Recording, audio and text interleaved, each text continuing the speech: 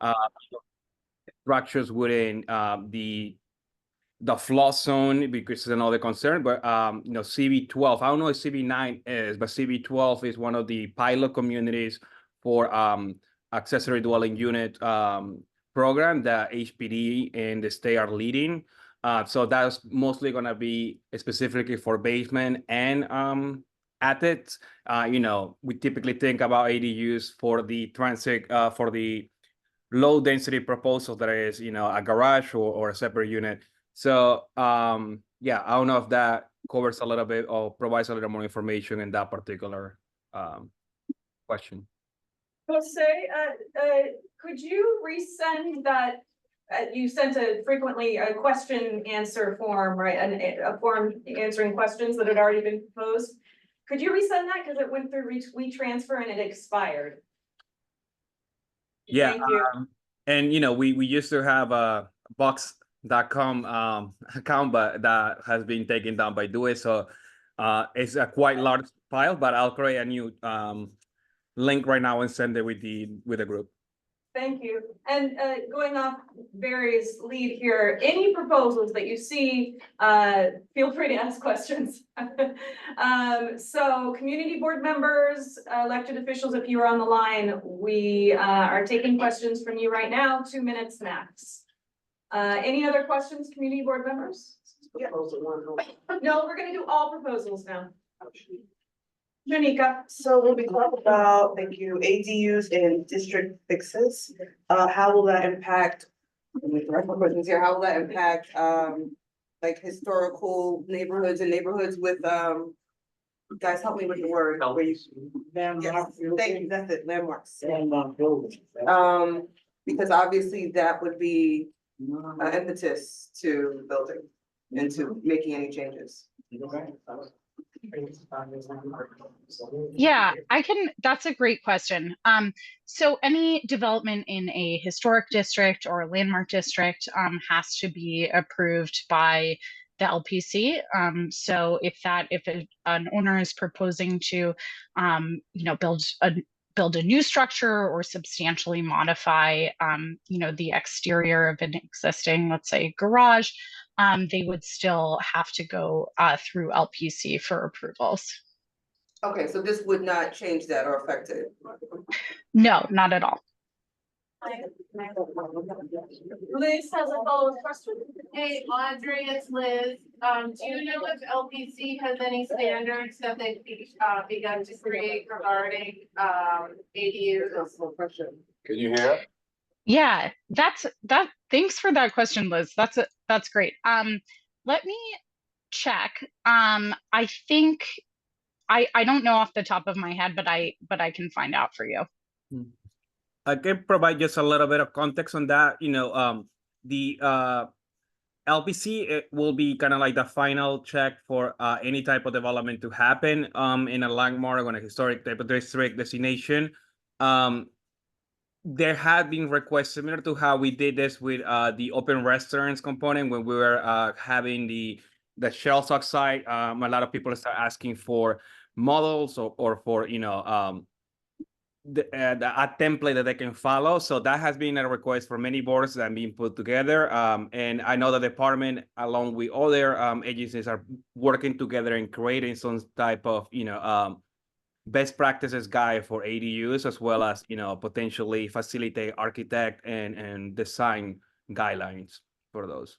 But I will be hesitant to say that the LPC will have what particular ADU should look like in a historic district.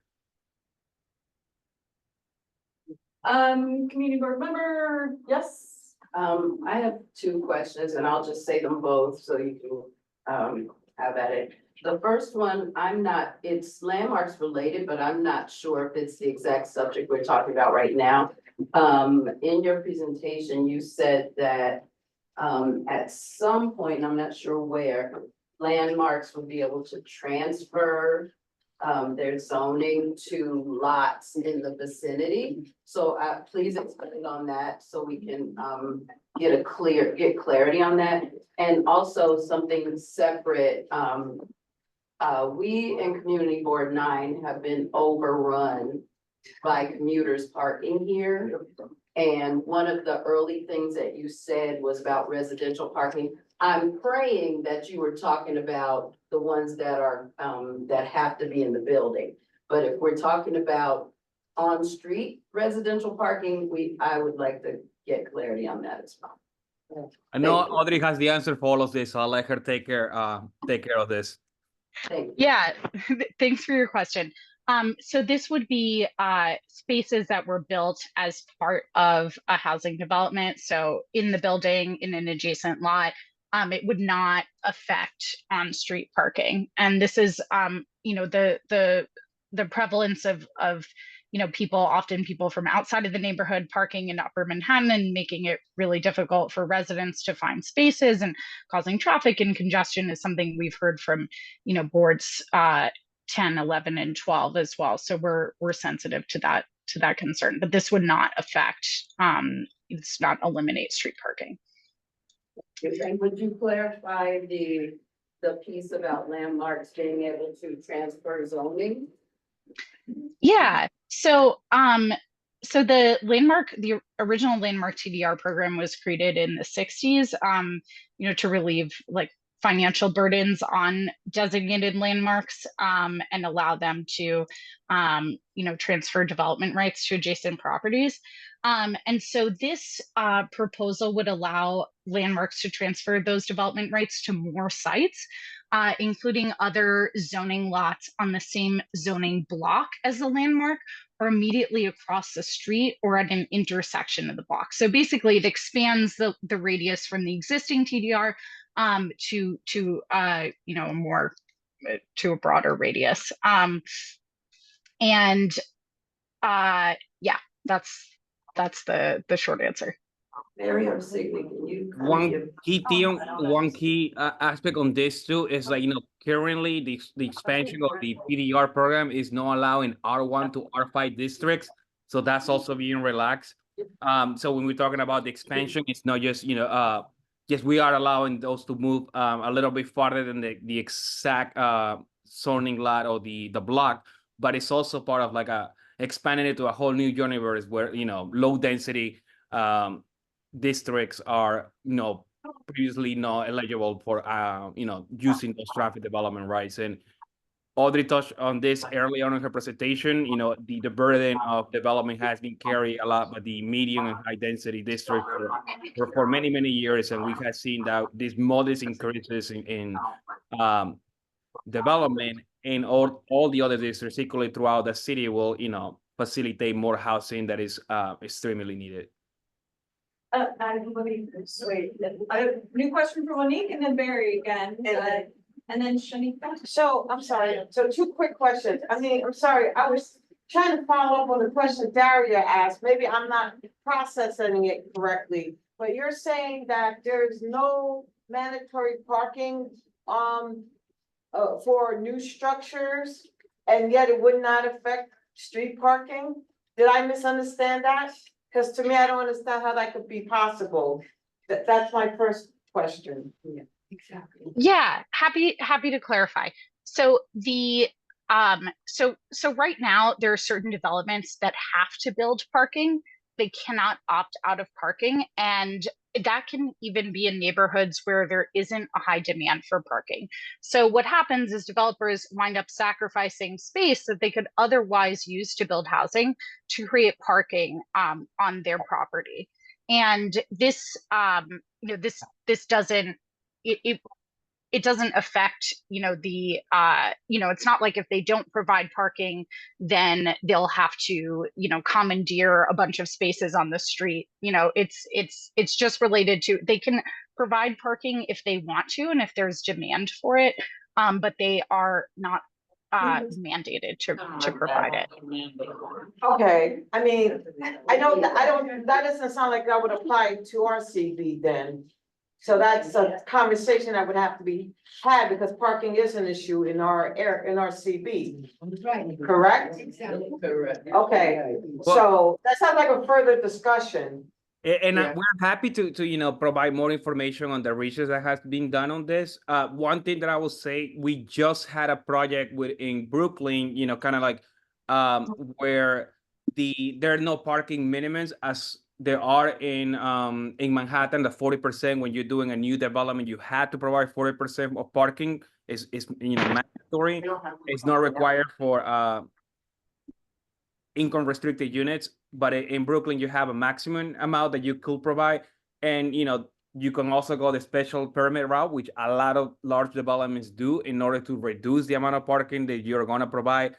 And given the existing direction where the administration and the agency is moving to, those are typically never denied when an applicant is applying for a parking waiver. But in this case, the community board negotiated with the applicant in terms to provide, what an appropriate amount of parking seemed to be in this development. So that's what we expect. I think we expect that the market will determine how many parking units are needed.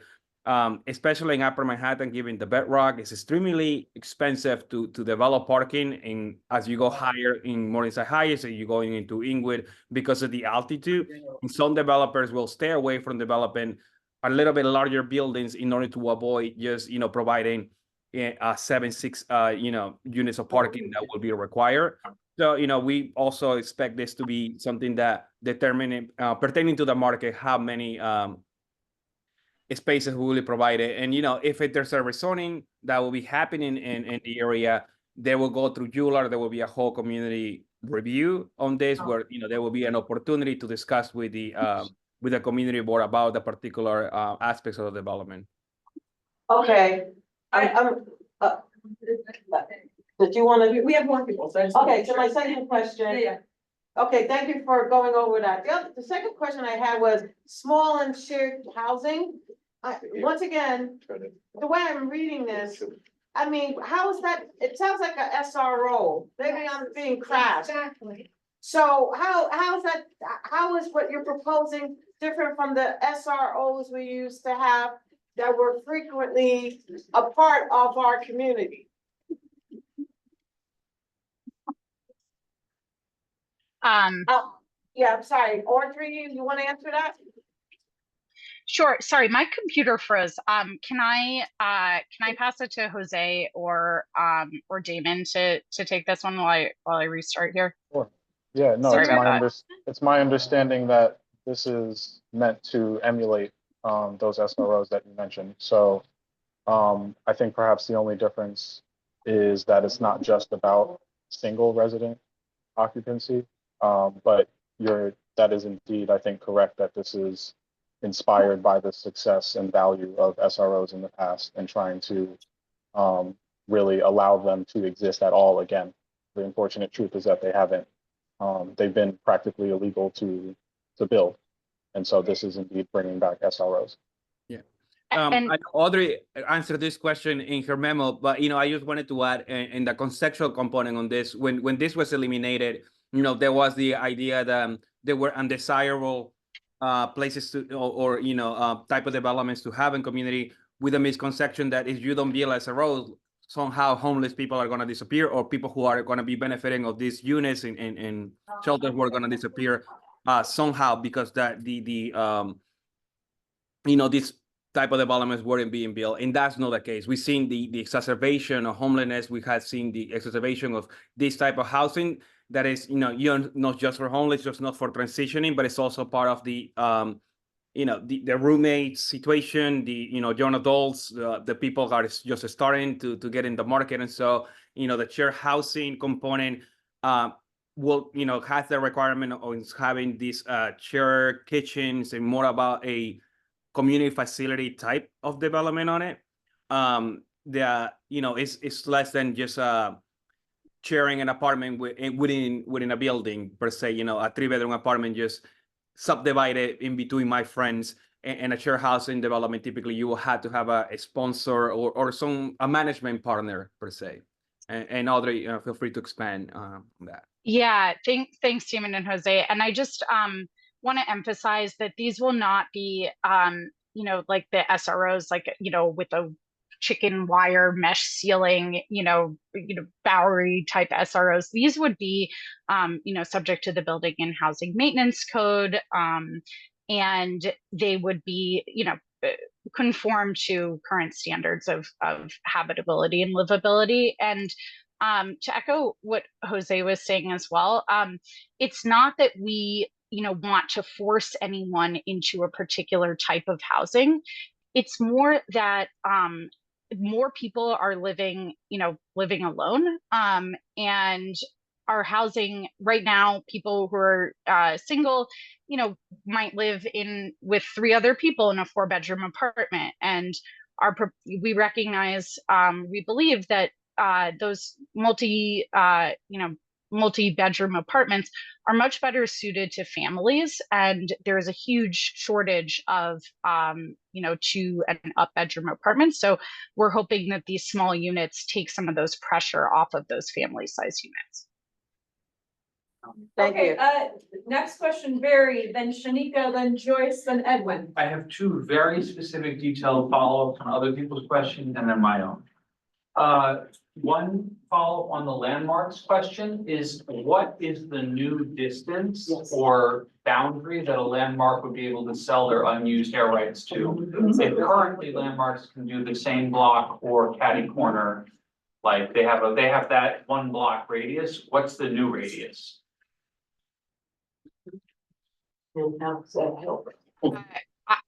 Barry, I don't have that number off the top of my head, but let me We check have- real quick. We have a screenshot, I believe, in the presentation. If not, we can pull it up in a second, but it is essentially becomes a circle. So it's less about distance, it's more about the adjacent block. So what is in across the block and behind it. So like in a touching corner, it's a very I'll say kind of like the game that you play where whatever like corner is touching to each other. Yeah. It is like that. Yeah, but currently a landmark can sell first of all, currently any building can sell their unused air rights to any other lot on the same block through a zoning lot merger, right? So and currently landmarks have a special ability to sell their air rights across a street, so they can jump lots, which other non-landmark buildings can't do under the current zoning code. So my question is, what is the change that you're proposing? Because it must be to expand that beyond just jumping across the street. What's the new radius? Or what's the new, is it 2 blocks? Is it 2 streets? How does that work? Yeah, so let me, I have to find let me find the language about the boundary, but I just want to add that the proposed changes to the TDR program would also expand the opportunity for TDR to individual landmarks in low density areas and historic districts, which right now are excluded from the program today. And so, yeah, but let me, yeah. Okay, the second follow-up was on parking. Are there areas in CB9 now where parking minimums still exist? I thought we got rid of those 2 text amendments ago, under de Blasio, no? I don't know if I'm muted. No, I mean, Upper Manhattan does require all 40% minimum for parking for new construction. If there is income restricted housing, typically HPD or those units are not required, but they're required for market rate and that's only for Manhattan. Even in R8 and above? Yeah. In a transit? Okay. My actual question is, you referenced getting rid of the sliver law, which is a really important law in this neighborhood. So the sliver law right now says if you have a block of, say, 6-story old new law tenements or 4-story brownstones, you cannot build a 7 or if it's a 6-story, you cannot build a 9-story building or a 7-story building with 4 stories in the lot, because it sticks up like a sliver. Right. So how are you changing the sliver law exactly? Yeah. Oh, sorry, lost my screen here. Okay. Great question. So just to give a recap for folks maybe who are new to this. So the Silver Law dates back to the early 1980s, I think, when there weren't height limits in the underlying zoning, right? And and so now there are zoning districts in the city that either have height limits or the option for height limits, which makes the Silver Law redundant in most cases, but it's still it has a lot of importance in specific areas, particularly on a narrow lot and in districts without a height limit. So,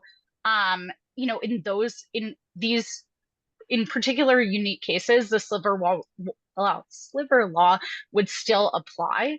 And so I'm not sure if that's the situation you're referencing or something else. Well, I just saw like a kind of off the cuff reference to it in your presentation. And so, like, let's say we have an R8 district that is predominantly 7 or 8 story, 1910 era apartment buildings, like Morningside Heights, right? Morningside Heights has no textual zoning currently, which we're trying to change, but so if you, under this proposal, could you build like a building that's twice as high mid-block as the surrounding buildings? Or does it, like, how does this proposal work with non-height limited, non-contextual districts that are the original 1960s era zoning? Or,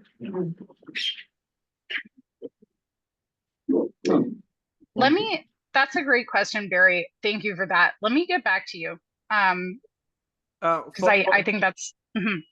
No, I mean, I can add to that. So, the removal of this labor law is particularly for, given that there are already existing, new high imposed limits on most districts.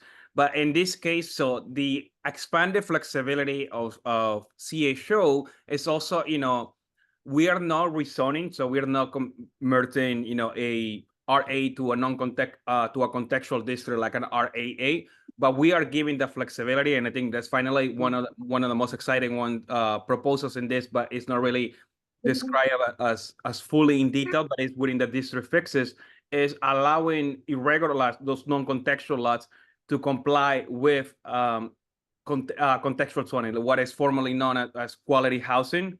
So essentially, what quality housing will no longer exist as in CHO, it will be the norm. It will be the exactly expected type of development. About I think 80% of development that has within the high factor non-contextual districts already comply with contextual districts. So we wanted to make it a little more appealing to developers to develop under that, under those mandates, which will have a high, maximum that you can provide. And the slavery, particularly, if you are in that district, if you're changing that high or so, and you are not able to comply with, or don't want to follow that contextual envelope, you are, essentially wanting to match what is existing in the surrounding character. Yeah, I'm gonna not ask the question and get on my soapbox for a second. We saw in MCB9 the construction of that new building by Savannah, who's the Vanderwater, like on 122nd or 120th by JTS, which is like sticks up like a middle finger in the middle of the block there. And that's with the sliver law. And that was with some complicated, land transfers. And my frustration with City of Yes is that the ADU land, like the fundamental crux of the problem of housing in our city is that the areas that have been dense for 100 years, people still build in and we make them denser. And the areas that have been zoned for cars since the 1940s in Douglaston and Whitestone and Throgs Neck and all of Staten Island and, all of those areas, they are now getting the ADU legalization, but they're not seeing any increased square footage that they can build. And so the market being what it is, if I'm a developer with capital, I'm going to want to take advantage of that in Manhattan, where I know there is going to be a massive demand for stupidly expensive apartments. And building a onesie, twosie ADU in Douglaston is not going to attract my interest. And if it's complicated and there isn't the extra square footage, it's not going to attract a small homeowner and contractor's interest. And so what I would have wanted to see in this, and what the community board passed a resolution encouraging them to include in City of Yes, was additional FAR for R1, R2, and R3 zone lots that would at least bring them up to 0.75, right? Because the minimum FAR in CD9 is 2.2, and that's on like an R6B townhouse zone lot. R1 through R3, the maximum FAR is 0.5. So we're already 4 to 5 times above whatever any of those places are. And Manhattan has 7.5% of the land in the city, and we already have 25% of the housing. And so my frustration here is that there's a lot of pro-development and extra flexibility for Manhattan, and there's less for Manhattan, downtown Brooklyn, Long Island City, the places that are already dense.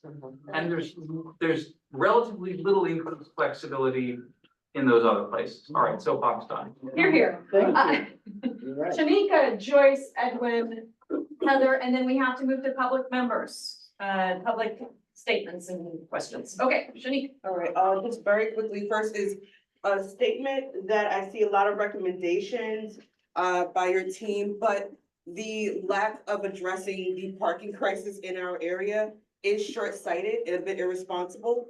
There's no way that you can talk about adding additional housing without addressing transit and parking. If you expect additional people to move here or have additional housing, then you have to make suggestions. Obviously, I realize that you're DCP, you're not MTA, but you make suggestions to your counterparts that you want to increase whatever bus lines, whatever train times, accessibility with the trains, and additional parking.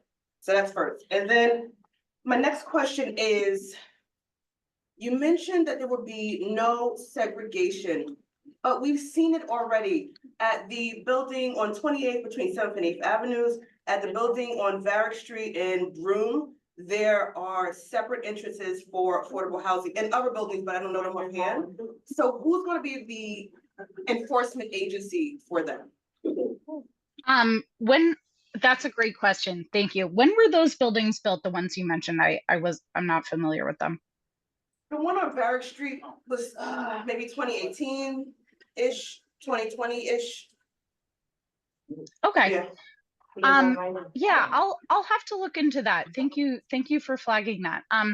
In an affordable housing development, today, and this applies retroactively to affordable housing developments that were built with the corridors that are now unlawful. You can't have a separate entrance for an affordable versus a market rate tenant.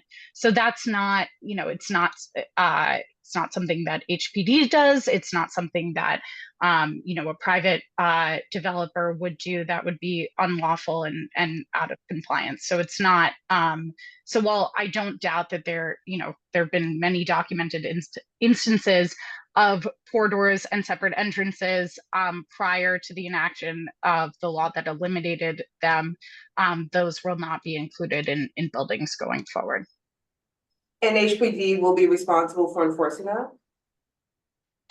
Well, it depends on, yes, yeah. Okay, Joyce next. Well, Barry and Shanika, both of you have touched on what I want to say, but there's one more thing. I wanted to talk about density and the parking issue. There's one other thing that I remember several years ago that this community board voted against building within spaces that are in developments. And I'm thinking that many of these things, they are negating what we said, which was not to build within those spaces for because of what is it called again? Anyway, just because it's not healthy, something like that, I remember. But my question is regarding this. there are many, housing authority or housing, how do you say that again? I'm sorry, I'm tired. HPD housing, right? That have parking in them. Will these parking spaces be taken away? And more so-called affordable apartments built on those lots? Now that parking in new developments will not be something that's mandatory. I mean, building parking spaces. Um, Will they take those spaces away? Those parking spaces. Will it be retroactive? So if I'm understanding you correctly, the question is whether parking spaces in already existing buildings will be taken away should housing opportunity pass as is. Is that your question? Yes. No, parking spaces in existing buildings will not be taken away. You say no. Okay. Yeah, one thing is, so like, is there existing, they one thing is gonna, if you read the text right now, there is the approbation, so like whatever is being built now or is under construction until the adoption of the text, will be provided as it is. There will be a provision, so we want to be clear, I think we have established a level of transparency between all our boards. There will be a provision of an authorization process to remove existing parking. That applies to, that will go through the city planning commission. It will be a process where like it will be a referral to the community, and it will only use if it's needed, but it won't be as of right. Just to clarify that. But if there is existing parking that potentially is being underutilized or so, it's an authorization to be removed. That provision already exists if you are building heirs housing, which is senior housing. A lot of these proposals are not novelty, are not new things that are coming out. It's a lot of things that are already in the text, in the existing zoning text that we're expanding elsewhere because we know it works and we know it had the capacity to work better. So this authorization, it's actually not even an authorization now. If you want to do senior housing, you can get rid of parking only through that process. So we're making an authorization for housing development. So it could be, but it's not something that will be as a right, a developer tomorrow say, I don't want to provide this much parking. I think this is mostly in the cases for campuses, not just speaking about natural stuff, but like large developments. I think we're defining campus about a zoning lot that is 20,000 or bigger. I don't know if somebody can correct me in DCP or if I'm wrong, but I think it's 20,000 and bigger, and that will qualify under a campus similar to a large scale. It's not saying that they had that parking and tomorrow we're gonna get rid of it because we don't want to provide parking anymore. They will have to go through a process to do that. Right, a process with whom will determine People and don't provide parking. It becomes Right. a zoning authorization. Yeah. Which authorization? It's a zoning authorization. So we go to the CPC. It's not a full jeweler, right? It doesn't go to city council, but it does go through the city, to the city planning commission, to the community board. So there is a process for that. Can I just say one last thing? In the process of building affordable housing, right, you say that you're trying to deal with the problems of inadequate housing here in New York City. You're also creating a parking problem that you seem to be pushing under the rug. There is a problem that needs to be addressed now as you're addressing the issue of insufficient housing. We cannot wait till later on to deal with a problem that we're seeing now. Nor should the burden be on the community board. It's cold. You cold? Freezing. Okay, I've got Edwin, Heather, and then we have to go to public comments. So sorry, I don't know if we missed the last question. I know somebody was speaking about, the issue with the creating a further hardship with parking. I don't know if there was a question about that, but if that was a statement, I think, we are reflected we are here for your opinion. I think you're more than welcome to provide that, provision. I know, some community boards are required that parking not be provided so long if it's only income restricted housing, and I think that is something that is already in place now. But it's up to, the community, the public to provide the feedback that we might be missing. So, we welcome, your thoughts on that, but I don't know if there was a question. Yes, if you're saying that we need to talk about parking and be specific about it, I think we should also say that, new developments should be mandated to provide parking. Because where are they going to Simple and park? easy. We're having problems right now with parking. So new developments should provide new parking, space for their tenants.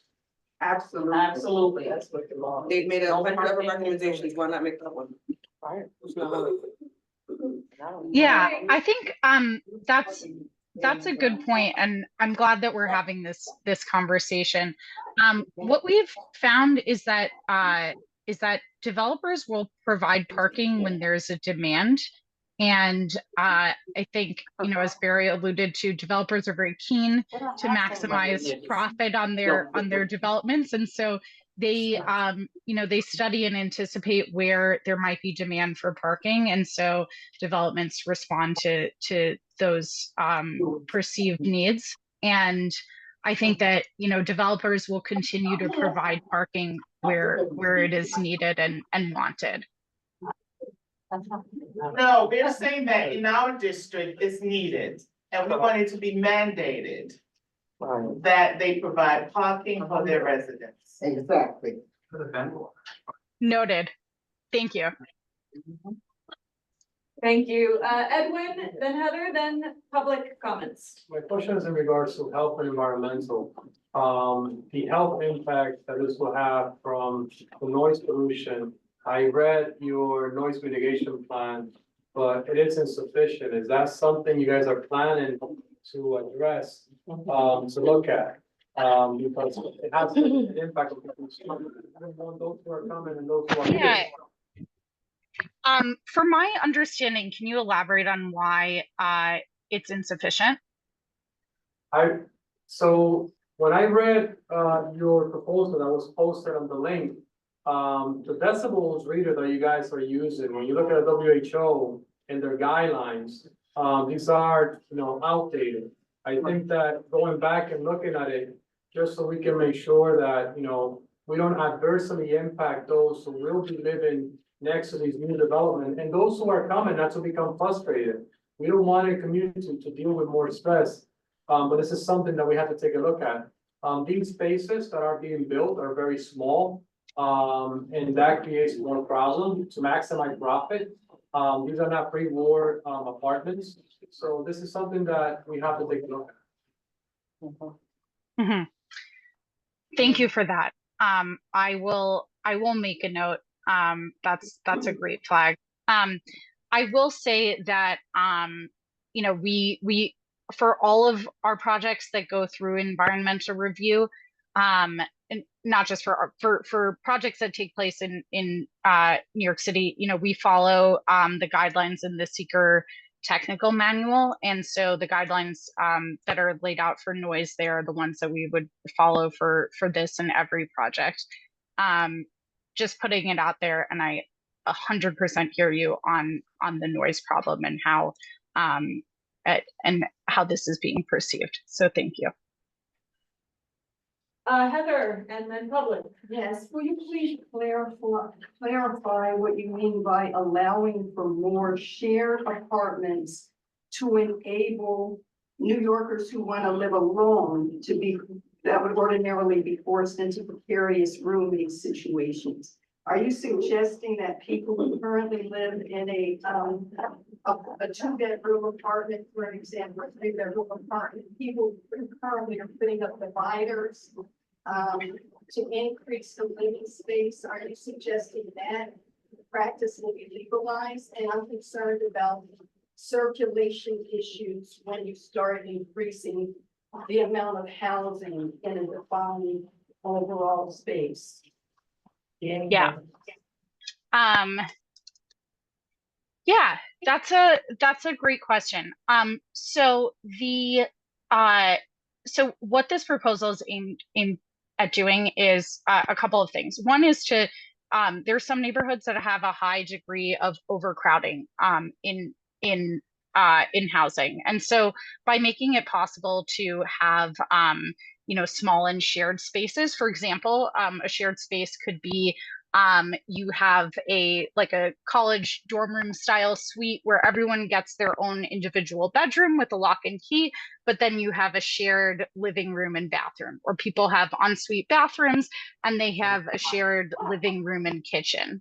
And so that's to give people it's to free up some of those to free up family size units where people. I live in a 4-bedroom apartment with 3 other people, and this unit could be better occupied by a family. So it's to reduce that stress on these very much needed and desired units, and then also the small and shared housing will be still subject to the building and housing maintenance code.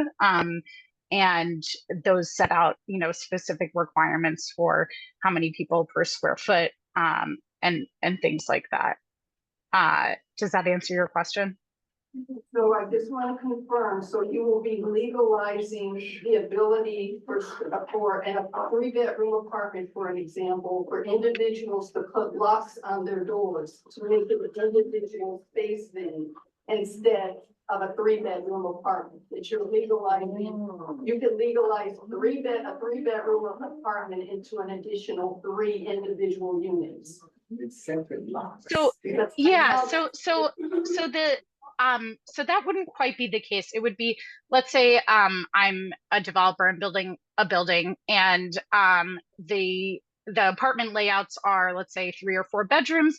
Every person has their own individual room with a lock and key, but let's say they enter the apartment through the front door. There's a shared kitchen, there's a shared living room, and then everyone has their separate bedroom, maybe a shared bathroom, maybe separate bathrooms. So that would be, but it would not be, we're not, this doesn't incentivize in any way the chopping up of apartments into, dangerous or unsafe, overcrowded situations. Okay. It's We're talking about new development here, right? Not anything that's existing. I'm talking about existing, right? And I mean, yeah, and so there is you can legally if you follow all building permits, and you get approval from the DOB, and you want to, let's say, gut renovate a 2-bedroom apartment and add a 3rd bedroom, and it still meets all requirements for entry and egress and fire safety and everything else, minimum for square footage, that is fine, but that's not in the purview of this plan. That's not what we're addressing. We're addressing the creation of these potential to create these new types of housing. Barry has a clarifying, and then we go to public. So to Heather's point, like right now, and to probably Edwin's point, which he hasn't raised, like you're talking about roommate situations where like maybe 4 people share a 3-bedroom apartment, maybe 2 of them, a couple, whatever. And then we also have in this community a lot of illegal SROs where it's like you described, with like each bedroom having its own lock and key, except it doesn't comply with fire and building code in terms of fire access and escape. So number one, does your text on this only apply to new development? And number 2, how does what you're proposing to allow being built differ from what is functionally a 3-bedroom apartment converted to an illegal SRO in our neighborhood currently? Right, yeah. Like, can you explain? Yeah. I'm sure. That's why I asked it. Yeah, no, that's a great question. So right now our proposal would re-legalize these housing with shared kitchens or other common facilities. Right now, this particular type of housing is not legal in the city. We are not we recognize like in a lot of communities such as 9 and others, particularly, near where I live in Queens, there's there's plenty of landlords who do really shady things to chop up apartments and, create really dangerous and unlivable conditions for tenants. So this is not, and any enforcement action around this would be, through DOB. And yeah, and so this is to add options, for different types of housing. And to broaden the scope of the housing that we have. We're not incentivizing the creation of a particular type of unit. We're just opening up the option. Can I rephrase? So like Edwin's building has a 3-bedroom apartment that's been illegally converted to SROs. Each room has a lock and key, and that's a fire code violation, et cetera. If this passes the way it's written, and a developer who has a vacant lot wants to build this shared housing building, how will it look different than the illegal SRO in Edwin's building? Right. Yeah. Let me get some good language on this to you. I hear what you're saying, and I want to have the right information. Does that sound good? Yes, thank you. Okay. Yeah. No, thank you it's a great question and one that's come up a lot. And so we're gonna answer it for you. Yeah, and Gary, I think we have encountered this even when we did economic opportunity, when we're talking about some businesses that were in the good actors per se, and we know that this exists today. We know that there are, like you mentioned, instances where this is happening already. Part of re-legalizing this type of housing will allow to also have a certain, rules that will be applicable to the Department of Buildings, to the enforcers, to actually go through the process of, further, inspecting these places. So, that is, we are not proposing to remove anything in terms of we're eliminating the dwelling unit factor, of course, for that, but we are not getting rid of like what the laws that are existing within the mandated in the state, access to light and air and those things will still be in place per the state regulations. The 300 square feet for 1 unit minimum will be still in place or so. But we know that, this will still mean, that doesn't mean that, this shared housing that are existing illegal will be legal to I think that's what your question is going to. I'm sure there's a good answer to my question, and I just think it's really important for people who are paying attention to these issues to understand the answer, because we know what the existing problem is, and when we hear this proposal, we think it's just legalizing the existing problem. I'm sure it's not, but we just need an explanation. The wording needs to be. Yeah. Absolutely. And we will get that to you. And I think it's a really important distinction. And I am very glad that you asked that question, because it also gives me an opportunity to dig deeper into that. So thank you. Okay, without further ado, thank you for waiting patiently. All public members, people who from the public who come to this meeting, it is your turn and we need to hear from you. We want to hear from you, please. Questions, statements, as brief as possible, as succinct as possible, but we want your voice in this. We can't get to you tonight. You can go online on the link on your screen. And at the end of that, we do not have to vote on this tonight, thank goodness. Thank God. But we do, I just want to ask Audrey and Jose and Damon, we do have our regular housing meeting next Monday. I'm sure we'll be talking more and forming a reso on this during that moment. Will you guys be available possibly to be there? Yes, I would love to be there. CB12 also has a meeting that night that I may have to attend. So let me talk to Jose and see if we can be in at both. Okay, thank you. Okay, Yeah, so public thanks. members, if there's anyone in the room, just raise your hand. If there's anyone online, please go to the reactions button and raise your hand there. Any of these proposals that you have questions on, or you would like to make a statement on at this time, you can do that at this time. Yes. So my big picture question is, which I just can't even believe it. So if this goes through, this yes zoning, it means that community boards, once they would do whatever they're gonna do, there's no input from the community anymore. You can just do what you're gonna do. And the people who live in the community don't say anymore. I kind of can't even believe this is happening. We're already fighting, losing our Carlos Health Center on 145th that served our community, and the city is taking over and wants to bulldoze it. We're already going through this. So I just want to be clear, we no longer have a say in what gets put in this community. We don't have a voice anymore. Is that real? Yeah, I think that's a great question. I would love if you could send me some more information on the health center you mentioned as well. I would love to look into that. Sorry, it's a little, sorry, you cut out for a second. Can you hear me? Yes. Yes, again. Okay, great.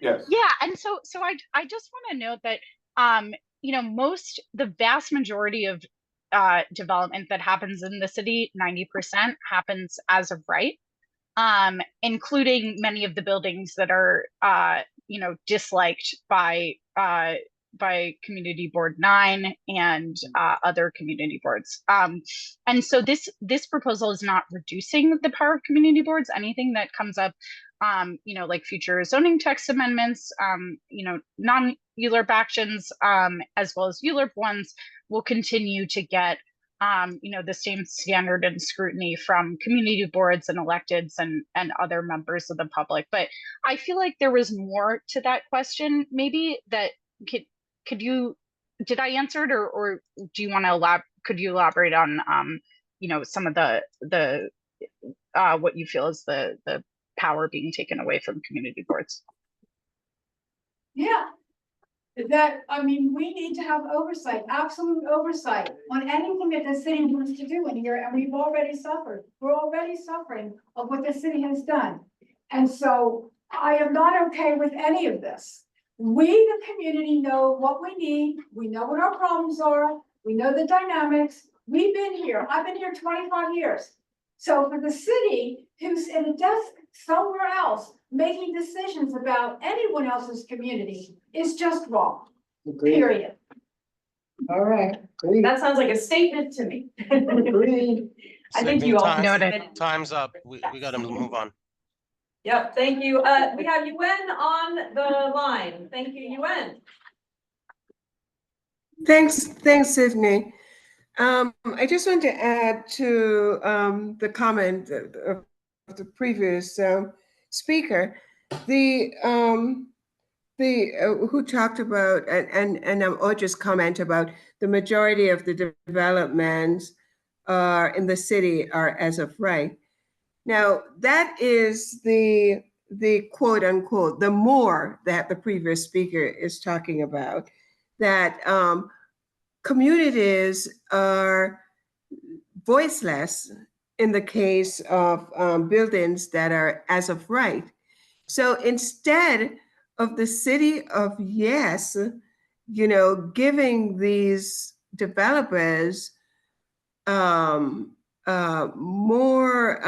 of a leeway to burden the communities in which they're building without a voice, not to, I argue that we should be putting in some, I don't want to use the word restrictions, but we should be putting in a process. They can build their buildings as of right, but there should be some process for the community to voice their concerns in the way the community in which they live is being developed.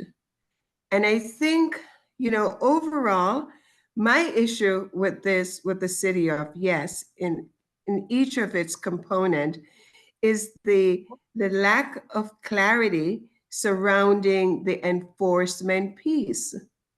It's not dissimilar to the cannabis, where there was such a mad rush, to push that industry, and if people warned that there would of all the illegality that would, and here it is, they're spending so much money because it wasn't clearly thought out. The process wasn't clearly thought out. In the city of yes, enforcement is a big, big, big concern.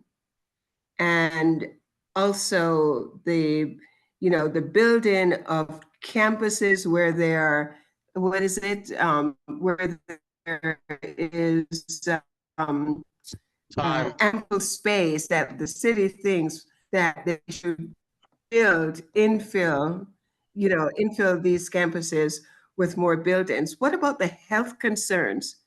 I mean, the city of yes speaks to the now, but what about 10, 15, 20 years from now? None of the negative impact is addressed here. And you're building for now, but with no thought about what that impact will be in the long term. Yeah. Thank you. Are we supposed to respond? I mean, I just want to know, taking it or no, we just taking this and coming back to the community.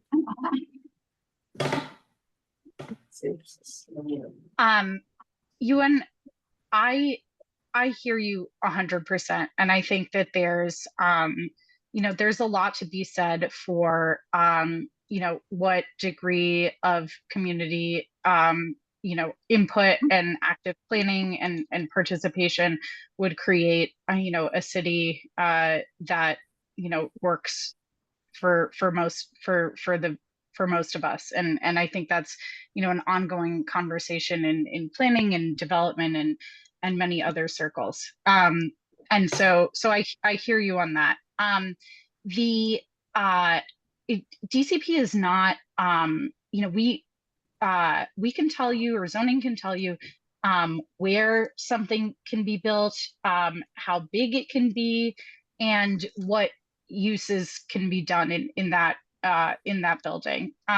So we're not a development or enforcement agency, but we do, work with our partners at, other agencies like DOB and HPD are the enforcement agencies. And so throughout this process, we've been in close communication with them, on, for example, the revision, the elimination of the dwelling unit factor, and how these new building typologies, housing typologies will be legislated and enforced. So I think there's always more that can be done, but we've, these agencies have been partners with us from the beginning on this. Yeah, I understand that, but yeah, go ahead. Yeah, I just wanted to quickly add to Audrey's great answers to the past two comments, and I totally agree with especially your point about the lack of planning and enforcement for the legalization of marijuana shops. But what this proposal is focused on expanding is housing, and that is a current burden and hardship on all communities in this city. And so I just want to focus. I just want to really speak to the urgency of this problem that we're aiming to address, and that's a lack of housing in New York City. Yeah, and we all agree on that. And for the future, agree you mentioned on the housing situation. This is not an instant change to New York City.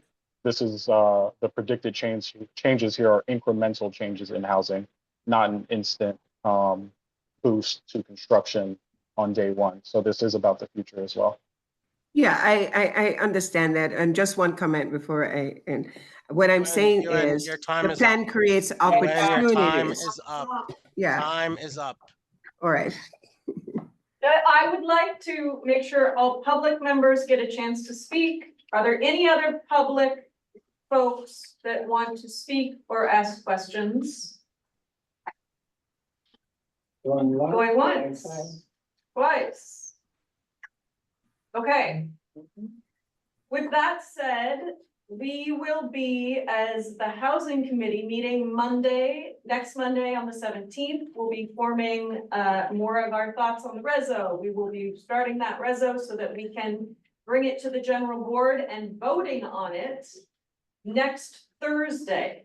That does not mean you cannot continue to make statements. You can make statements on the link that you see on your screen until the 30th, and we'll add those as addendums. But our official reso will be reviewed and voted upon next Thursday. Please come to the meeting on Monday and Thursday if you have interest in that. And if you continue to have interest, city planning will have public hearings on this Yeah. as well, that you can go and testify at. Yes. Do you guys have any dates for that, DCP?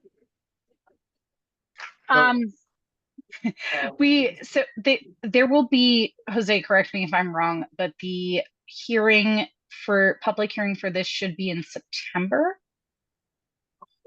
I believe we are aiming for one of those. There are gonna be multiple public hearings on this. I can tell you that, similar to economic opportunity, for sure.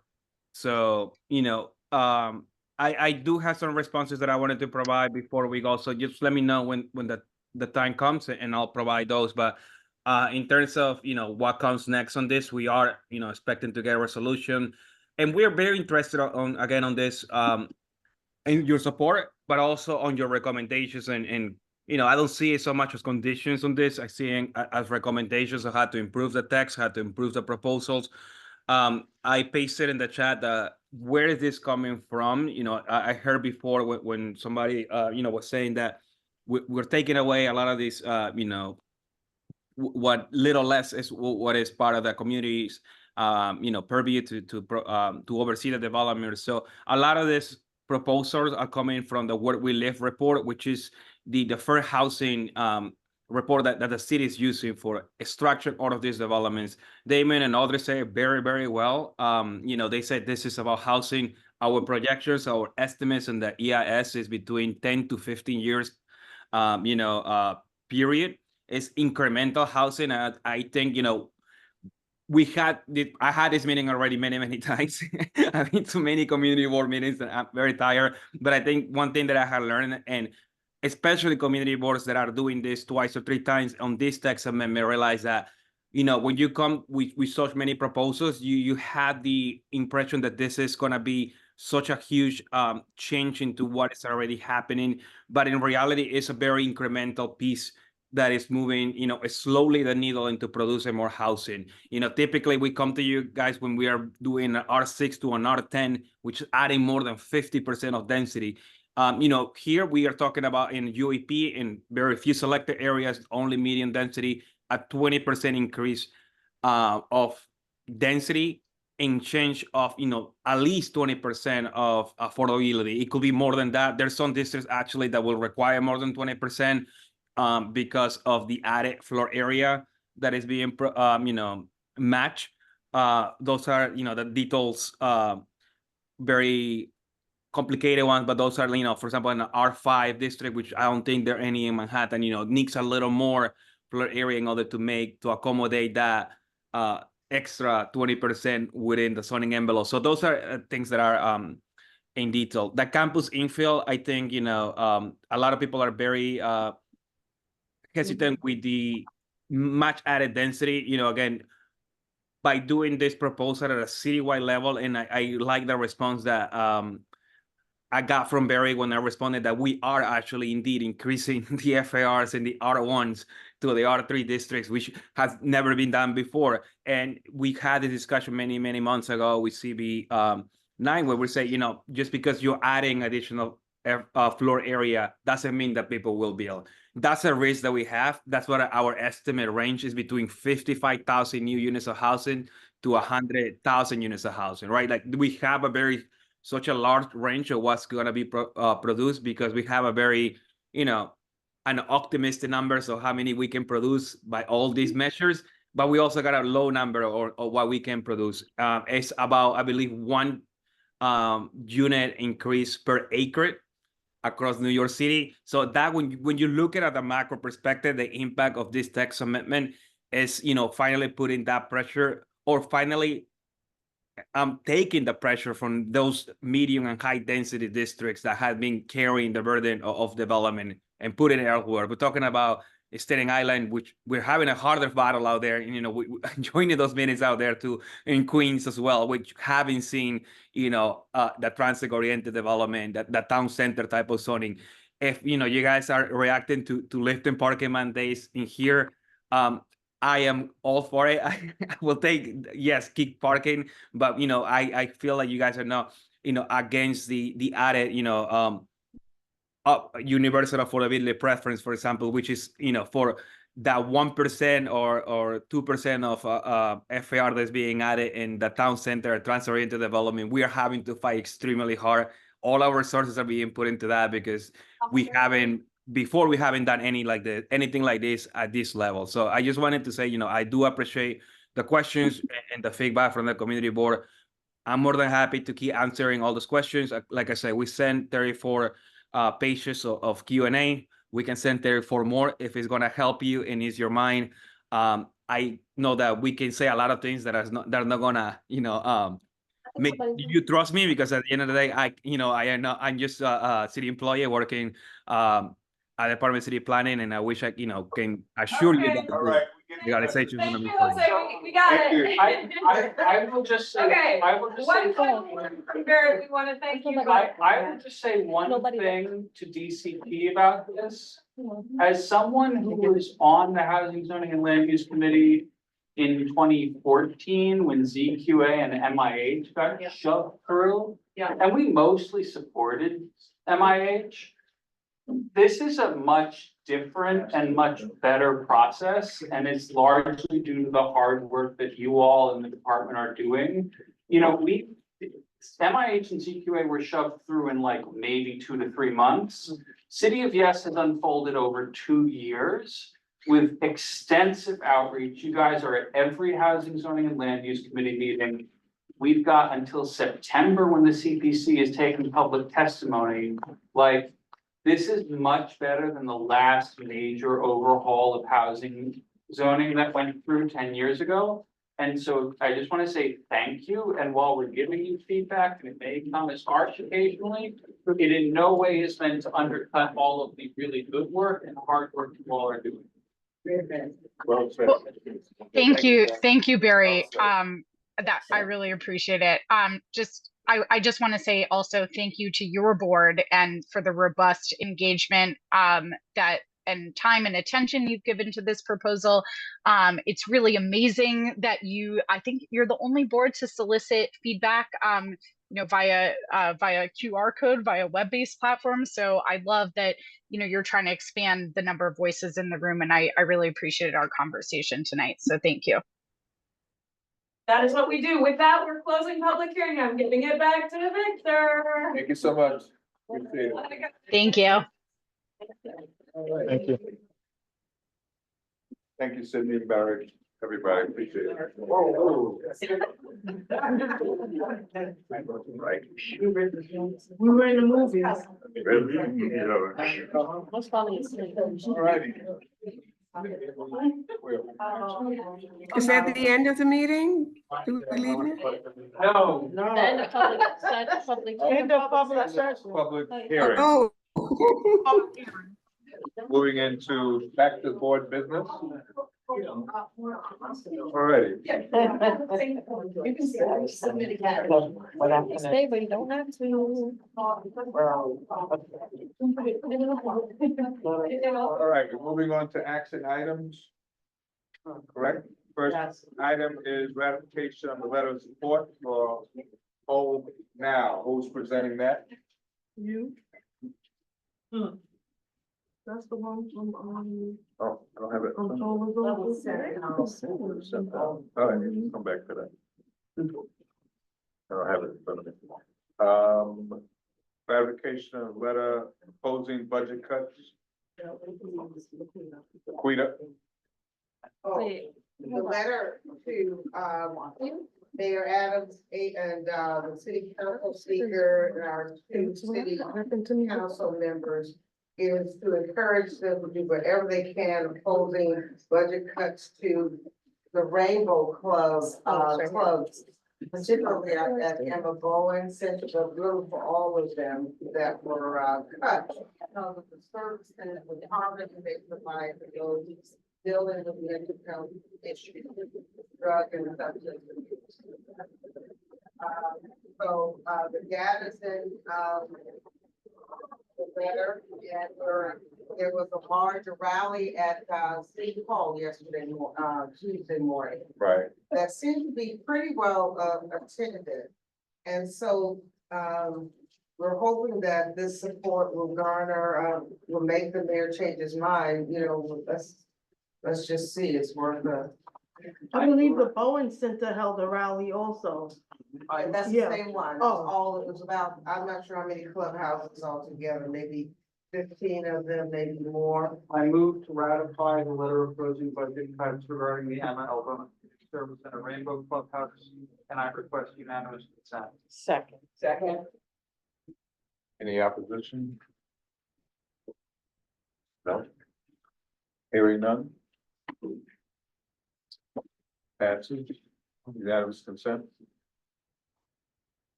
Next item. Okay, resolution combating the critical threat of rechargeable battery fires to protect our community. Actually, it came before, it was in the executive committee and pretty much, passed, but it wasn't, because issues were examined up at the last meeting for general board. It just didn't get to the general board meeting. But the idea is to, have some regulation, and currently there's none now, establishing standards for battery bikes that are, because of misuse and mishandling, have caused a number of fires and have caused some other accidents as well. So, I know Councilmember Richie Torres. Congress. I meant to say that. Thank you very much. Congressman Richie Torres has a bill before Congress. Actually, I think it's passed. You may know more about that. I'm trying to think of what I read. But anyway, he does have a bill that is being supported. And we wanted to lend our support to this entire issue as well. Okay. Vote. And so this is Reso 5, right? This is Reso 5, correct. Feel free to add anything. Another time. Any comments on this? I have friendly amendment suggestions, which is to include the bill number in Congress, but we can take that offline. I move to put this on the general board meeting agenda for next Thursday, and I request unanimous consent. Second. Any objections to this item? Saying none, And add the other. we'll add it to the agenda for the general board. And the next one also, was another one that was struck because of having so many, it had been. Which one is it? passed at dinner. Resolution to support and advocacy for NYC municipal retirees. Okay, Urging New York City Council to pass. It's a bill, basically to offer Medicare eligible city retirees and their dependents at least one Medicare plan with benefits equivalent to or superior to those available as of December 31st. It was unanimously supported at committee. okay. So you, And also the senior action, at senior action committee as so well. there was amendments added to it since then, or? No. Okay. Vote, please.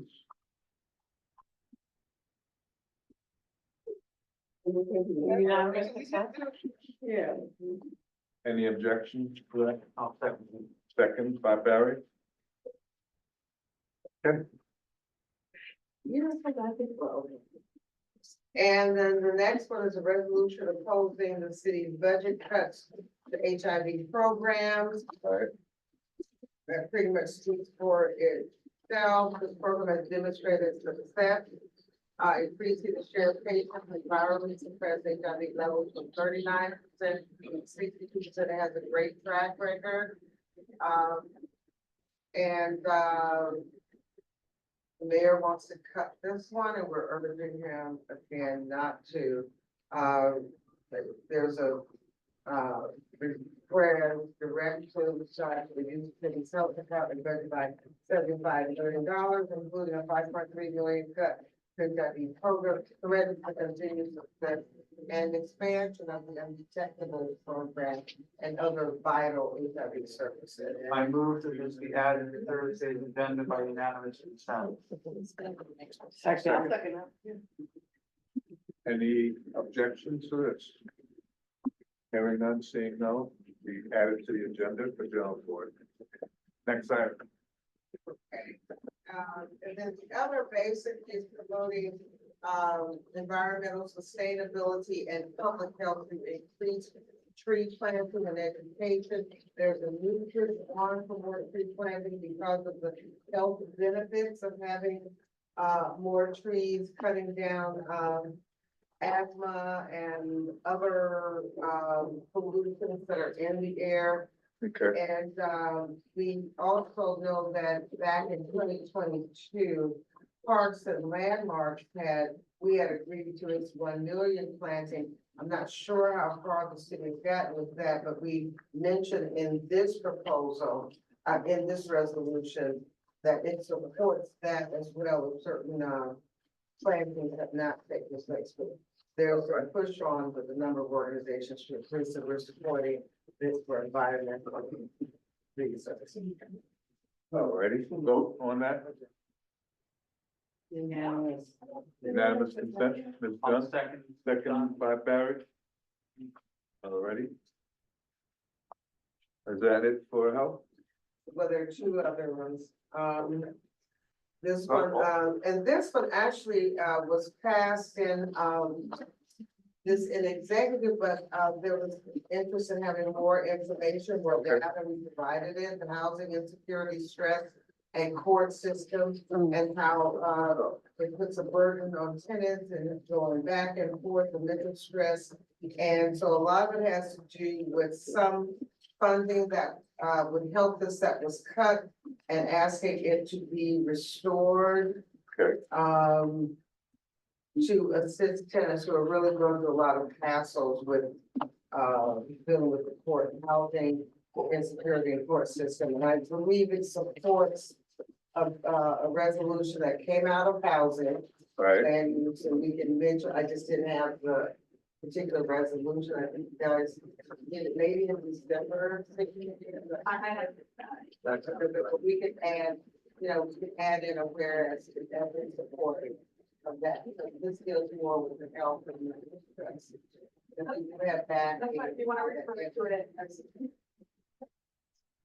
Yeah, I would just recommend friendly amendment before Thursday that you reference the prior resolution. We can look it up maybe. Like add a whereas clause that says, whereas in December 2023, Manhattan edits whatever general board meeting we passed the resolution. We will. Thank you. Okay, And, did it go through the motion and everything? vote With the amendment. with the amendment. Okay, Second. already. And our last one was, presented by Tiffany Khan, and it was, voted on, we did it by telephone, actually, the vote. But with the, West Nile virus, Tiffany, what this resolution does is halt the use of pesticides, overuse of pesticides, because right now, the numbers are not indicating that it's as beneficial as it is harmful. Also, some of the things here, 80% of the people who contract, West Nile virus are asymptomatic. It's pretty much here, What number is you on? What number is that? it says resolution demanding New York City government halts use of pesticides. I don't think. Where is it? It said the packet though. Okay. You know what, it's something that's duplicated here, I think, by accident, so maybe it was supposed to be that. Oh, yeah, Alright. 7 and 9 is the same. It's, the one page. Okay. 7 and the 9. 7 and 9 are the same, so it should have been one of those. Okay. And so they want, basically, it's not to say that it never happened, but when there is the spraying of the pesticide Right, to control the West Nile virus, provided at a minimum with 1 week notice of any such chemicals being applied to public spaces, adopt natural measures to mitigate the victim population, to be more protective and transparent with all the chemicals used in public spaces. And any exemptions of the aforementioned must be granted only by federal health authority. Question, Lafrida. Oh dear. What happened there? The water fountain is leaking. Do you remember in like 2012, 2013, Catherine Abate's anti-mosquito campaign? Would this impact that or? I don't know, but I did think of that, we can ask, but when Catherine brought up that, issue, there were so many mosquitoes in St. Nicholas Park, for example. There was a huge puddle in the middle of the park, and they weren't able to control the water. When it rained, it was even worse. So there were major puddles in the center of St. Nicholas Park. And then, just a lot, I think it's right. There was puddles everywhere. Yeah. So it may, that's why I like the part that states, it's not saying we're totally against spraying if it's necessary. It was important to cut down the mosquitoes in that instance, and since then, that has happened.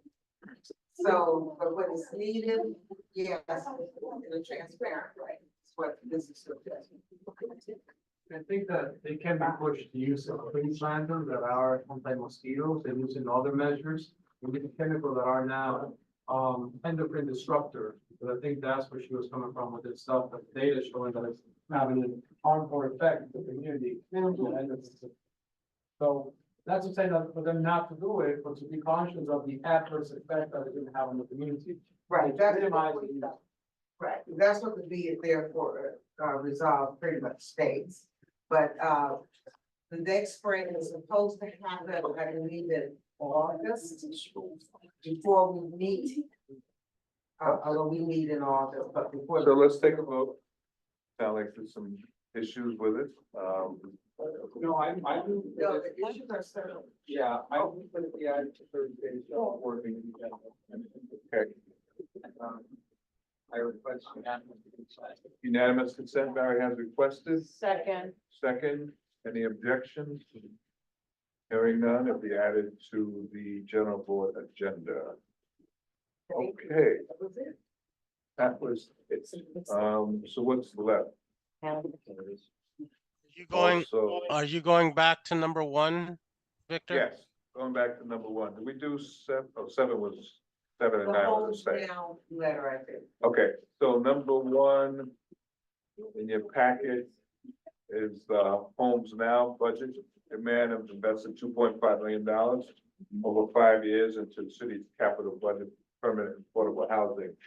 You had a comment, Sydney? Yeah, no, Barry and I both had concerns that we had, how long for them to come to us about budget review and budget requests and all of this, and they come at the very last minute, without coming to our committee and talking to us about expanding the budget on this. We've had some serious, questions about what is open door? Open doors, one of them. Open doors, right? About the accessibility to folks in our neighborhood, they've been outpriced from it, or not able to apply for it, or we have not seen any benefit or gain in the district. So we would like HPD to come to us and talk to us, so now. You want to hold it over, table it? Yeah, I would just point out that if you look on the back, the second bullet point, the open door program would finance the construction of new shared equity cooperatives. Right. HPD still has like 100 tenant interim lease program buildings that are supposed to be shared equity limited income cooperatives that they are refusing to do the construction on and turn over to the tenants who signed on 20, 30 years ago to be shareholders. So Why do you have, we give them $2.5 million to keep screwing up something that they've been supposed to do for 20 years? That's my question. And when they won't come and talk to us about it. So we'd like to table it or go ahead. You want to put it on I would vote it. and give it a no vote? No, I would vote no, not ratify it, I guess. Right. So we want to take a vote to not ratify. Well, you wanted to ratify it or say no? Whatever. I say Okay. no. Yeah. Take a vote. We have to act on it tonight. Is that what Yeah. they've requested, is the deadline? Yep, they want an answer from us by the 14th, and until We request unanimous against it. Yeah, unanimous no. All right. Take a vote. On this item. I mean, I guess it's $2.5 billion for housing, we need housing. But Yeah, like, we need it done properly. Right, not just rush it. Yeah. does it need a, like, we needed housing 6 months ago, and where were they? Like, Already. George Shadowwoman, how do you vote? Come back. Come back to you. Deidre, oh, Deidre's gone. Carlton Davis. No, Loretta Dunn. No. It, a yes is in support of the against, isn't it? let's just say, well, a no is to not ratify? Not ratify. Okay, Right. yeah, let's be clear. 'cause Right. yeah. No, it's not right now, ratify. What's on there is saying ratification. Right. Okay, So- no. Yeah. Are we? I needed that this vote clarity. Is, A no- you say no is not to ratify? Bingo. Right. Okay. A no is not to ratify. it. But A yes would is be to ratify in it, favor. is in To ratify. favor of it. So, They're asking us. gotcha. Why is it going to control? It's all I know. backwards. Okay. Daria Hardeman, No. Monique, No. Laquita, Come back. Jakes, Heather, Jason, No. Ted is there. Tina Lumley, No. Sydney Mortensen. No, but let's add to tell them that they need to come to us and maybe we'll. Yeah. So let's do no for now. Yeah, but I want to make sure we put Annette? that in the letter. No. I like that. No for now until they come forward, something like that. No for now is a good one. Put me down for no for now.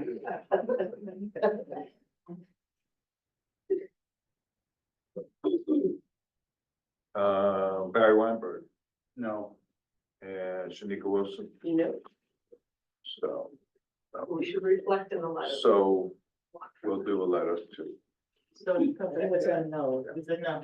So we're gonna retract our original? Right, because we did a A poll, poll on the fourth, yes, and that passed. uh-huh. What was the vote on that? It Yes. was 11 out of 19 executive committee members. Right. So now it's saying, No to No. the ratification. Because we You know, want I've them never to come. experienced that. Because now we've had the time to discuss it. So then we were gonna retract our yes. Okay. yeah, So my vote, With the caveat. because we want them to come and present. Yeah, but right in that letter that. Right. Who's gonna draft the letter? Very important. No, every volunteer. No. Just send me whatever you want to write.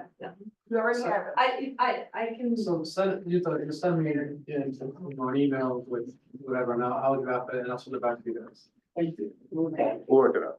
Okay. Send it to me. Now, the other letter went out. We can certainly Yes. come up with some language that will. So- What happened is they had a, They had a deadline.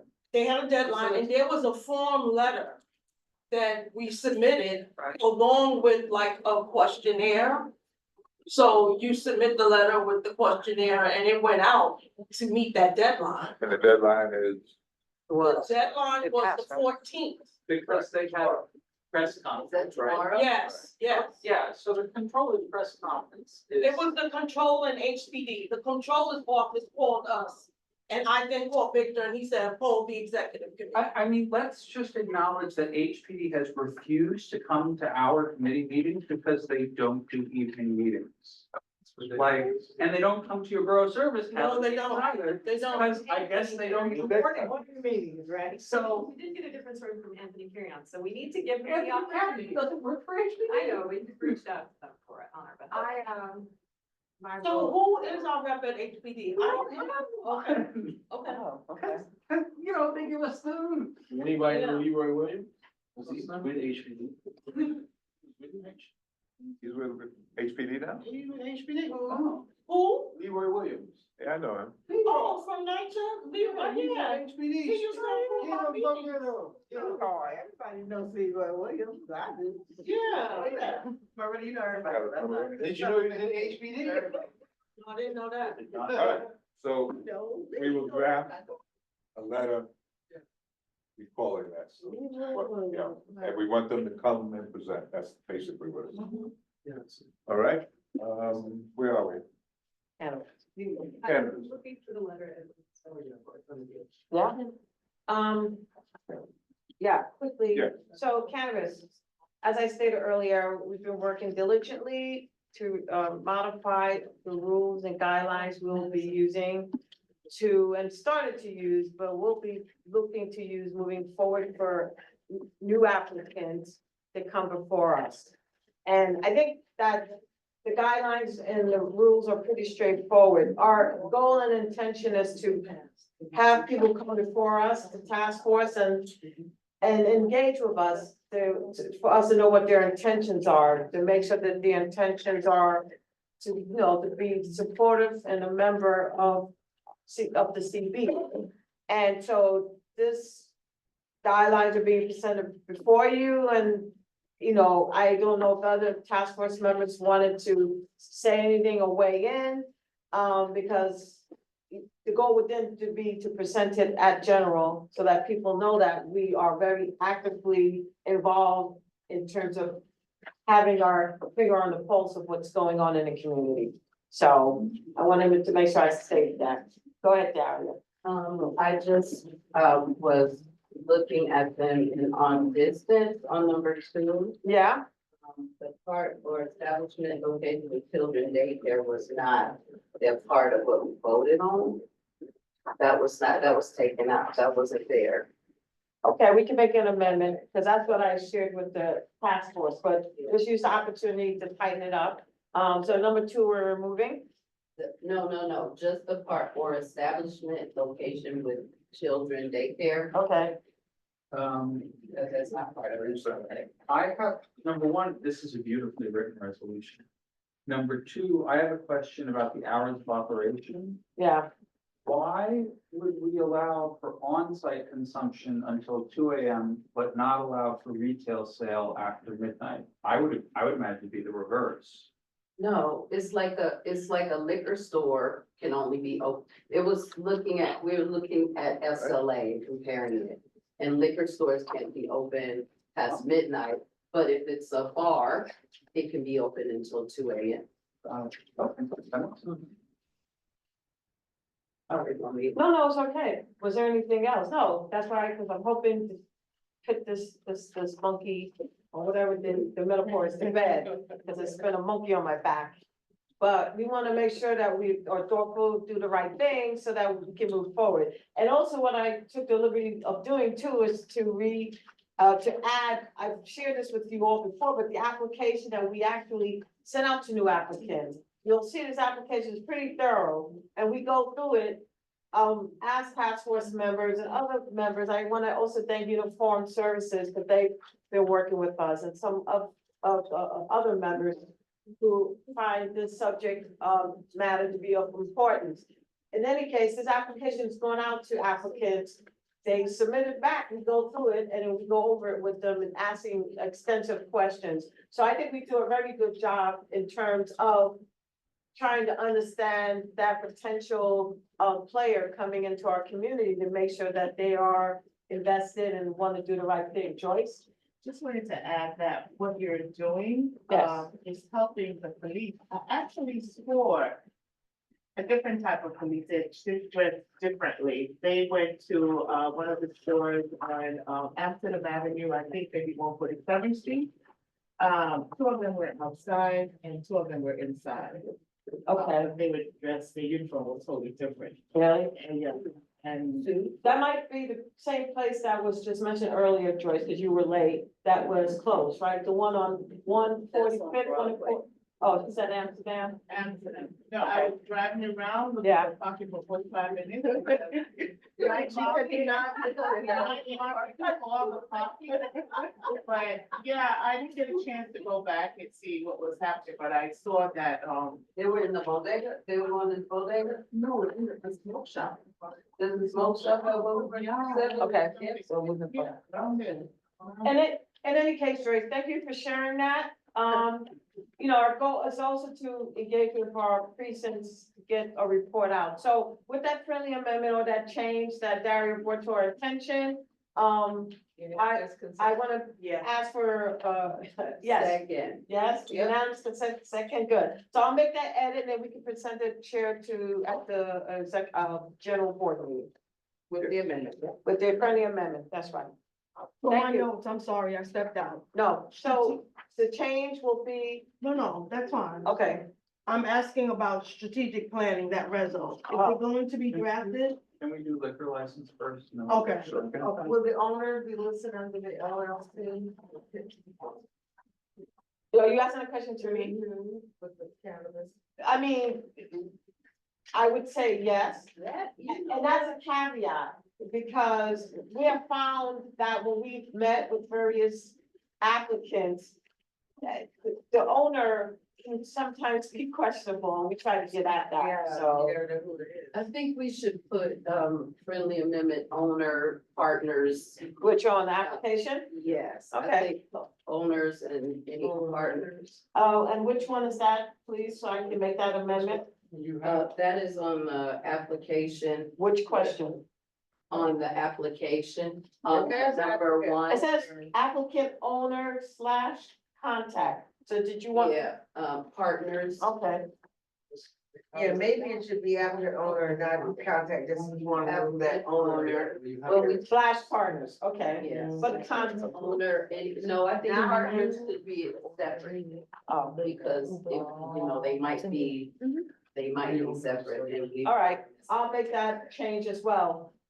Good catch. All right, so, okay, once again, thank you. Want to move us along. All right. This is just an FYI. Tina, is it to me? Oh, it's just regarding this topic. Everyone, I can't hear her. go ahead, Tina. Gail Brewer she sends out weekly reports Yes, and she's reporting 1, 2, 3, 4, 5, 8 shops, 2 of them in this area that have been closed. Oh, great. right, I think that was reported earlier, maybe you missed it. But yeah, but not just, Yeah, just 8 in the around whole area. Oh, 8 All around the right, city. let's move Thank you, on Tina. to liquor license. Wait. Time. To Edwin's point, he was saying LLCs as well, so just put it some kind of way. what you have is. LLCs, they'll partners. hide under the LLC, Okay, and I will. so all partners and owners should be. listed. Exactly, that's what they will Okay. do. Because you see our landlords now Okay, right. building. So this one? All partners, owners, Liquor licenses, Where's Pam? she's not well. So is Edwin, I'm on. Solomon, Yeah, I can give you a brief overview. I think there are 3 new liquor licenses up for this month. The first 2, we asked all of the new applicants to fill out a form, and that was handed back to the district office, and Callan and I reviewed that and discussed any particular issues that may have come up. For the first 2 on the agenda, there were no issues based on the answers given on those forms, as well as there were no issues from the 30th precinct. The third applicant there, 1627 Amsterdam Avenue, that's the former Grange site. We got quite a bit of feedback. There was feedback from the tenants of the existing building, the tenant association, several neighbors. There is a new new ownership at that site. They did attend our meeting as well as their lawyer. And we gave them our feedback based on the historical kind of issues that have been at that site, and the buildings as well. The site itself, where the former grain site was, still has DOB violations open. So the committee decided not to vote in favor of those particular applications, or that application at 1627. And the owner and their lawyer, they're willing to make some amendments to their hours of operation. They have stated that they would try to do better soundproofing in the space. There were some issues earlier this month with them doing some testing, which was late at night and disturbed a lot of the residents in that building.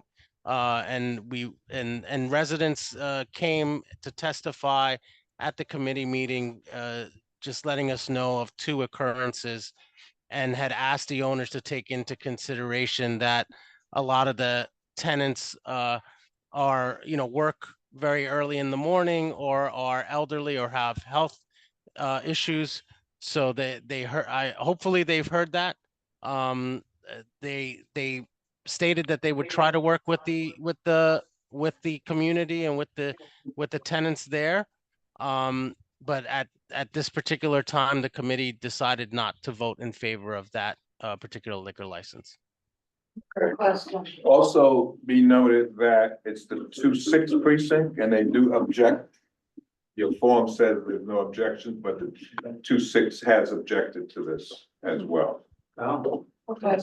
Yes. 2 questions. On the one on Amsterdam, I was on that meeting and something strange happened at the end where it just kind of abruptly went away. I don't know if I missed this, but I thought there was no vote on the Amsterdam, because Carolyn kept saying, we're not gonna vote on this today. We're not gonna vote on it. There was no vote. There was no vote. Well, yeah, we did not have quorum, so you're right, but the members present, were not in favor of this. But the members present did not there was no vote. So correct, that's correct. That's correct. So how can we do it? We can do it because it came before the appropriate committee, which failed to have. And it wasn't, they didn't have a quorum, but And it's being added to the agenda, the same way we're adding the, Right, but what I'm saying is, in the meeting, there was no quorum, there was no vote. Carolyn said several times, we're not gonna vote on this tonight, that's what they told the applicant, and that's what they told the attorney for the applicant. But now we're proceeding as if there was a vote. And that's, I'm just bringing this up. And the other, my other question is for La Flor de Broadway. It said the 30th precinct does object, however, the committee does not. No. It says they have no It objection. says the 30th precinct objects No. on the No. Flor de Broadway. I'm reading, y'all. I'm reading. The Flor de Broadway. No, I think she's reading. No. It says object. It says the 30th precinct objects. mine says. Mine says no objection. That is- Y'all, look, I know I can read the 30th precinct. Right. This one says- It says an object. You got a problem. Yeah, mine says objection. Please tell the people that my mind says object. I believe you. Actually, go ahead. Sit down. You're right. What is happening? It was great.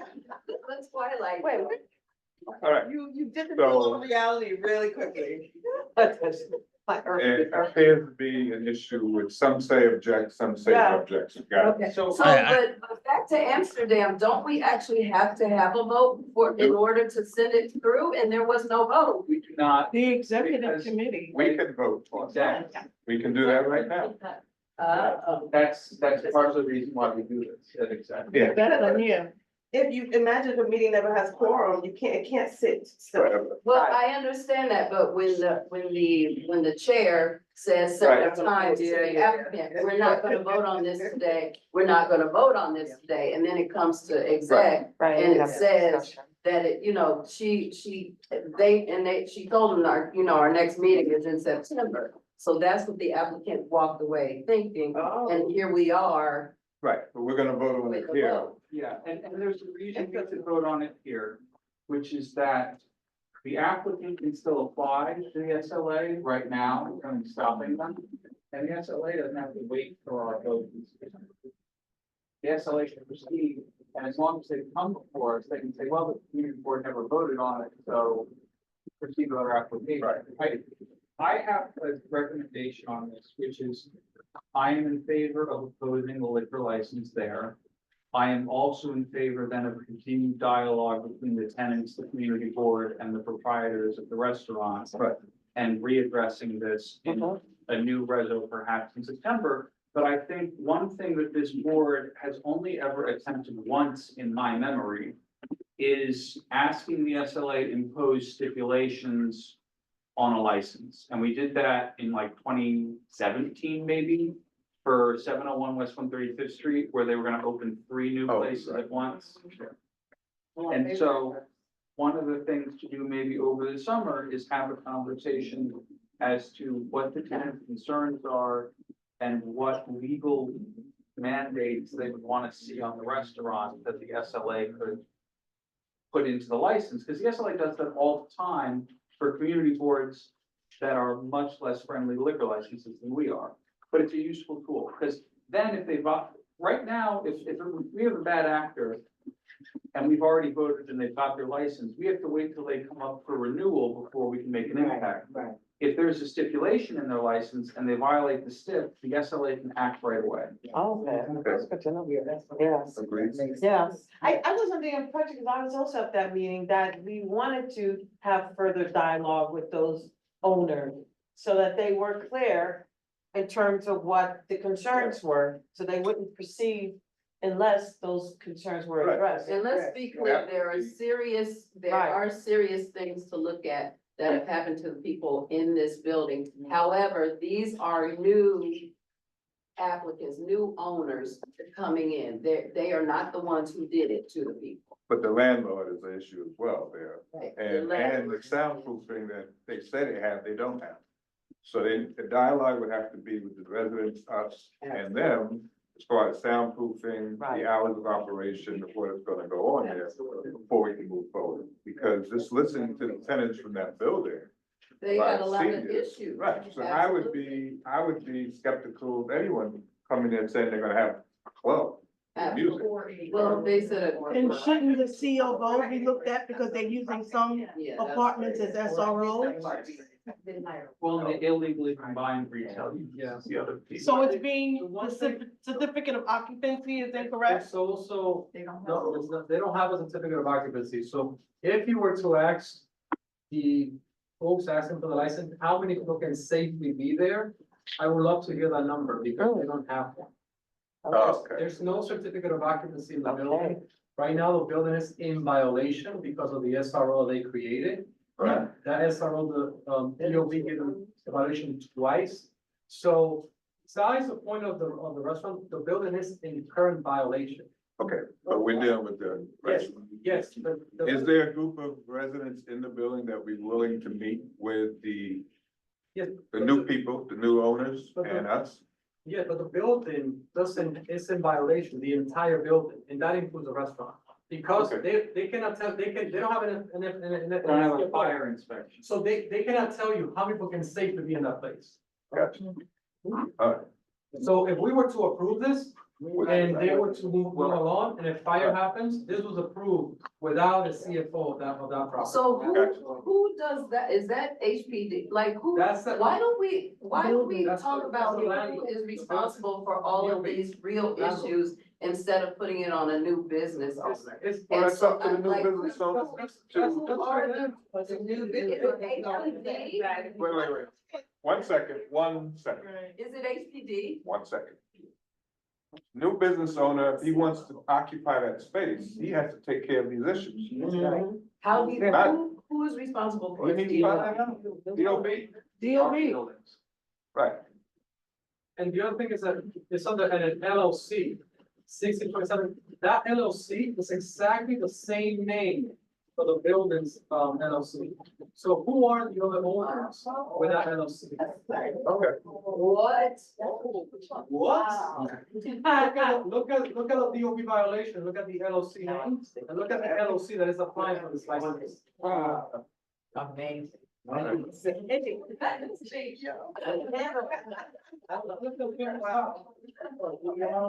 we voting? So what are we doing? Not supporting. We voting on this? Oh, no. Yeah, no. Well, Well, I know we Oh, no, we're not supporting it. All right. Yeah, we're not Take a supporting it. vote. So But there's a correction, it's the 26th precinct for that one and not the 30th, Correct. right? Um, Go ahead, Barry. I would move that we vote in favor of the 3 items under new liquor license application, which is a new license for Lee Heritage Media, which is a comedy club opening at the Old Porch. A liquor license for La Florida Broadway on 137th and 8th and Broadway. And no liquor license for 1627, 1635 Amsterdam Avenue, correcting it to say that the 26th precinct has subject. Friendly amendment to what you just said. Can we do I'm gonna abstain from the Amsterdam, Okay. Okay. with the other, yeah. You just changed my mind. Second, get the Barry's. So, yes, no, right, yes, no. Yes, no. You're right, yes, So, but if we vote yes on these 3, we're as written, it's yes, no.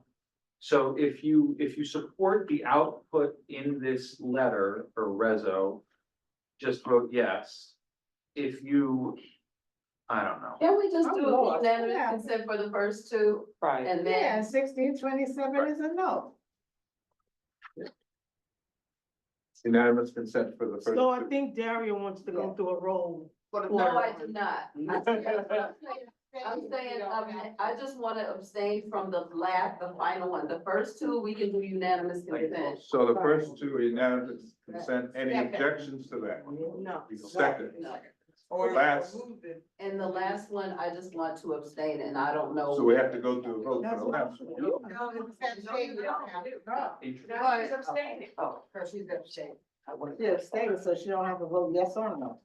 Right, abstentions don't. No. Practice So we can do unanimous consent Yeah. or no. Do we have a unanimous consent for no? Yes, yes, we have unanimous consent for Okay. no. With Unanimous Gary's consent, abstention. With one- don't support it. Got Don't it. support it. Right, we are not Right. supporting. Not support. Wait, I'm sorry, we're not supporting, Third one is. Okay. Thank you. The renewal, Hamilton's VP. Right, the renewals. It's only one. Is that, you know, it's Okay. 2. No, it's only one, 13. No, this is Oh, two renewals. renewals. There's one. One renewal. There's only one. No, No. There's one renewal, One it's renewal. Hamilton Item Bar and 15. Kitchen. is there anything that we need to know about them? Only renewal. Just- Oh. No, there were no open violations, no open complaints, and the 30th precinct was okay with them. Right, right. Second. Okay, no No, objections. Unanimous consent for renewal. Great. You know, the Just place a that- reminder, I think at one time, the streets were to be added to the address. There was some discussion about that. It's a no. On Hamilton. No. So you mean the cross streets between? Yeah, I think, I remember something like, it's some, it was years ago, I guess, but still, there was some discussion to add in the streets. So this was, in parentheses next to the address. Madison, can you start that in the streets? Oh, man, that's, it's my. Okay. No, that was voted on, I remember that. We stopped. No, I was like, I don't know. No, you wanna go that, you find it. Okay, so. Planning. Oh, me. Yeah. I was saying. Yeah. So, one more item.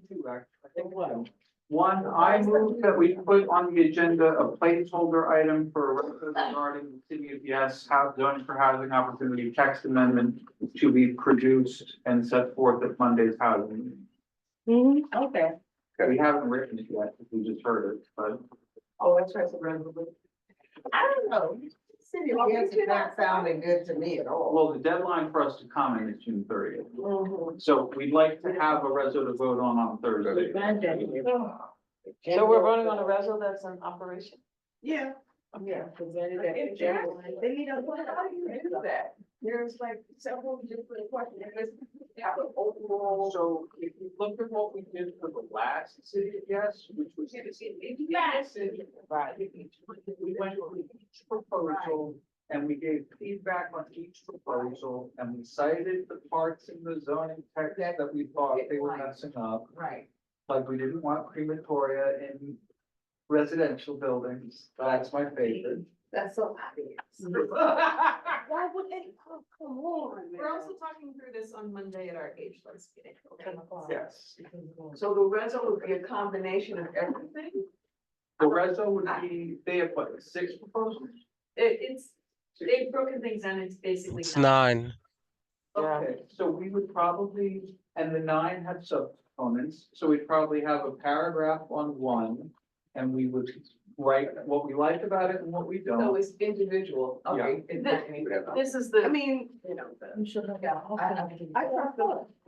They didn't, I couldn't for the last one. Broken out. I mean, the point is doing that. And They need our voice. They were what it was. I mean, it has to be written up, so I mean. But they thought, okay, what else? But we just. So, Public hearing, we're having our meeting on that. That's reso. So we're voting that you guys will have a reso. We're presented? authorizing, we're putting it on the agenda for next Thursday. It's not drafted yet. And we can We support. understand. And you Unanimous. can vote against it on Thursday. Right, okay. Can we have unanimous consent that that be? I said it. Absolutely. Okay. How soon will Thank we you, have housing it and so it land can be use. reviewed? Monday night. Okay. But the meeting is Monday, that's not fair. That's too much on YouTube. It's too That's much. why. Welcome to housing. This is our life. Well, Okay. what's your choice? You're You doing put great them on the job. list. April Tyler, Walter South, Signy, Need, David Hansel. Who else used to be on those Google Docs at 2 a.m.? Like, that's how housing rolls sometimes. Okay. It And then sucks. we have. appreciate your work. We have we have one more we had to quickly add for same situation. We need to talk about it on Monday, but Cameron from WEAC has come a couple of times asking us to review his reso and give a yes or no on community land trust, reso. So we need to review that again on Monday and hopefully have something to look at on Thursday. Yeah, that's important. I think it's connected as we see. So we're Unanimous consent on that?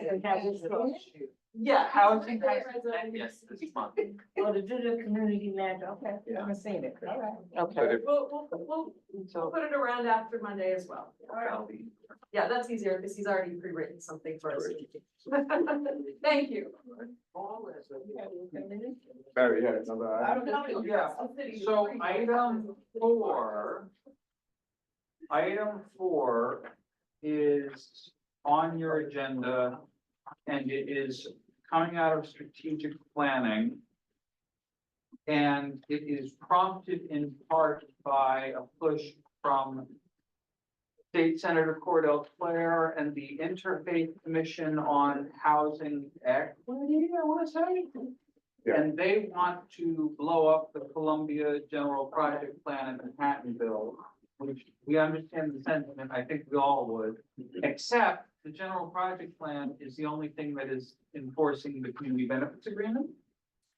And Columbia already has the land, so you're not taking away their land, you're just taking away their obligation to live How out. to use it. Right, and so instead, we are drafting a proposal that has been put out in bullet points, but not yet put in reso format on things we would like to see Columbia do in the community as a community partner and part of the CBA. So that new school, that's in this reso. Affordable housing, where if they, have housing in the neighborhood that they purchased, 20 to 25% of the units be set aside for non-university affiliates. Permanently extending current attorney funding under the CBA. What does that mean? Right now, they give like $300,000 a year to pay for attorneys, used to be MLS, it's now Palante. That money runs out in like 2030, I wanna say. 2030. We would like them to give resources for agencies and homeowners and landmark buildings or historic districts. Like, like a studio or a clinic at the architecture school. Local hiring initiatives on construction sites and permanent jobs with apprenticeship programs when necessary to qualify for union positions. An elevator at the 125th Street #1 train. That goddamn new school that was promised and never delivered. That we've been talking about for 12 years. The High school. High school. Local school support resources for curricula, tours, projects, professional development, enhancement of the dental and health outreach programs, nonprofit support center on grants, professional development, recruiting a new supermarket for the Fairway location, supporting a ferry service at 125th Street, support for a train station at the 125th Street on the Harlem Hudson line, an Amtrak parking lot, opening it to the public and running it as the public with, supermarket shopper access, the Fairway parking lot. Could you put that in? It's in there. School of Social Work, ? We haven't quite figured out what we want to do with that. If there are other youth education libraries things, any seniors, we have auditing classes for seniors, but if there are other senior things. And make it, simplify the process. When do you Simplify have this the process. Permanent art space, including build out, renewable energy, resiliency, wastewater treatment in storm drainage. We don't know what they'll do for that, but we'll come up with something. Have them soak up market rate housing by having them lease or purchase third-party market rate apartments rather than by always developing new buildings or buying old rent stabilized buildings. Community garden space, 134th Street and Broadway in the kind of weird panhandle of that garage lot they own. MCB9 offices with double pane windows so that we don't have to put in the goddamn subway. Mitigation. And enough space to hold a general board meeting in. Yes. And something based on the University of Pennsylvania Netter Center, which does like whole community collaboration stuff. So when the community board office is still in play. Yeah. we could- This is temporary. It's temporary. Don't get me started. But anyway, so the kind of gist of the reso is we want to fundamentally transform our relationship with Columbia University so that they are a true partner as neighbors in our community, not just as a powerful institution with larger real estate holdings. We have seen incremental progress over the years, but this presents an opportunity to drastically deepen our work together. Can I add something? Yes. Permanent bathrooms at the West Palm Field. Oh, good.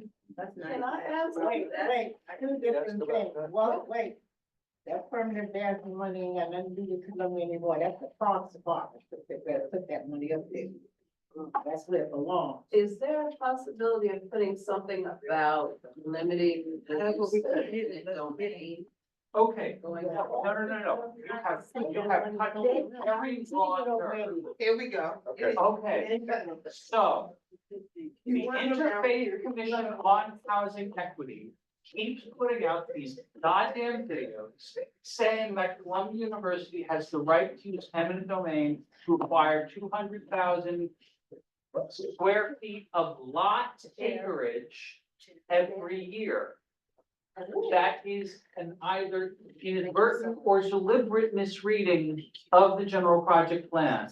In the general project plan, in the study justifying the Manhattanville expansion, Columbia said it projected it would need 200,000 square feet of building space a year. And as we all know from our zoning discussion, square footage of a building does not equal square footage of land, right? Because you have like 4 times the land square footage in this building right here. And then using that, they came up with 6 million square feet of building square footage they needed. 40% of which will be located below ground, all of which will be contained in the lots listed in the Manhattanville project, which are mostly 125th Street to 133rd, plus El Mundo and the garage. They're taking this? They're taking that? Yes, they've been taking that for 15 years. They own it. They own it already. They've been owning it. And so, my point is, they don't have the power to take any more land through eminent domain. Only the state has, that's never been a thing. They did eminent domain one swoop. In 2009, they made, like the state may convey the properties to them now, subject to the GPT, but it only affects the specified lots in the GPT. Now, they can buy on the open market whatever the hell they want to buy, which is a big problem. But they do not have any power to use eminent domain, period. And we went through this with the people, including the guy who does the voiceovers for the Interfaith Commission on Housing Equity. We read it together, and then we read the part where a bunch of it was underground, and everybody understood, and we were all agreed, and they put out another goddamn video making the same stupid line. Videos. Instagram or something, I don't know, on the internet. But the point is, Columbia does not have the power to use eminent domain. They never have. The state used it for them when the Manhattanville project was completed. Empire State. Empire State Development Corporation, you got it right, exactly. And that has the And power. most of that wasn't even eminent domain, that was blight, because the Well, gasoline station and all that was making profit and wasn't cleaning up, and they had losses. The blight was the justification the Empire State Development Corporation used for the eminent domain. However, Columbia created a lot of that blight because they owned a lot of the land. And also Columbia paid to study the town of the blight. They're not right. They didn't pay the rent, 'cause I fought for them. They didn't pay the rent. Columbia bought the building for all along here, and the local tenants did not pay the rent. Columbia said, take the $1,200 and go somewhere else. That's how they got all I of was it. just saying, That Columbia, was their fight. Columbia does not have power to use eminent domain. Unanimous consent. 100%. Y'all ever play cards with like old people when they talk at the table? Very good, getting the table, bang, about to renege on y'all. That's right. We used to run. I second. Don't take them. Is there variance? I just wanna. We have a motion. So let's go. No, come on, we're done. No, I don't. So we will be participating in a press conference on June 19th regarding this. So this is Juneteenth, yeah. Senator Cordell Claire and the Interfaith Group will be holding a press conference somewhere in this area. I haven't got the exact location. But I want to make sure we're all on the same page as far as having our ask be present. That's what some of what Barry was saying, because theirs might be slightly different than ours. Their ask, you know, we have, what Barry mentioned is what we're asking of Columbus. We have a relationship, we just want to build on it. Senator Claire's piece was get rid of the whole thing, and we both said, no. Yes. Is this going to, you guys are, if I want to go to her office, or is this going to be spoken at the first time on the 19th? This document is being prepared. Is it going to go to her office, or she's not blindsided? No, that document. We're not compliant. She knows how to write the full boy is, between that information. Victor's been going to these meetings for several months. I've been meeting Yeah, with I know that she knows that we're not on board, but are we gonna send her the document? We can. Yeah, process. Yeah. Before we. And we'll speak, No. no, I will speak about what I'll ask, like, they're asking a little different from ours. Right, We are trying to build on what we already have. right. They are trying to get rid of the general project plan and start, I don't know, start something new, whatever And that is. also, keep in mind, Cordell Claire is free to come to any of our meetings. Yes. She can Yes. come to the meeting. How about that? And she wouldn't be blindsided. I'm just saying. She would love to be blindsided. What do you mean? Don't come. That's beyond enough. Is there? All right, the last thing though, with the, space, the West Harlem Arts Alliance, are they on their own, but we approve their. No, they're not on their own. So that comes under the Yes. community board. Yes. We'll be working still with them. Yeah, but I didn't hear. All right. If you're, if you as co-chairs, if you have any ideas for other things you think Columbia could help to improve in our community by working together with us, please send them, because like, literally, we just have seniors audit classes. We need more senior stuff fleshed out, youth education in libraries. We don't have any criminal justice stuff, like, They have something, send it to us. oh, childcare. That's like quality childcare. Remember what happened with Revolut? Hmm? That's right. That's what I'm. Where are they now? We're operating slowly out of a third-party location of town, but, very limited. They're still looking for space. I don't know, so they're getting We rid of should their, value it. or if even she's leaving, or they get rid of her, the one of the people, so I don't know what's going on. Give them this space after we get it. It's getting torn down. Torn down. Look at this building. Wow. Columbia put up a new building. And the building around the corner, yeah, the whole building.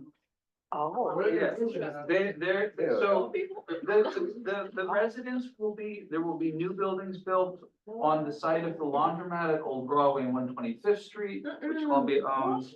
And the empty lot by the exit to the 125th Street ABCD station on St. Nicholas and 126th, which they also own. They got plenty of land to build replacement houses. Do we need to vote again? What can I say? Okay. So it's gonna be on there, but email the three of us. So, oh, okay. Motion to adjourn would be in order. Your neck.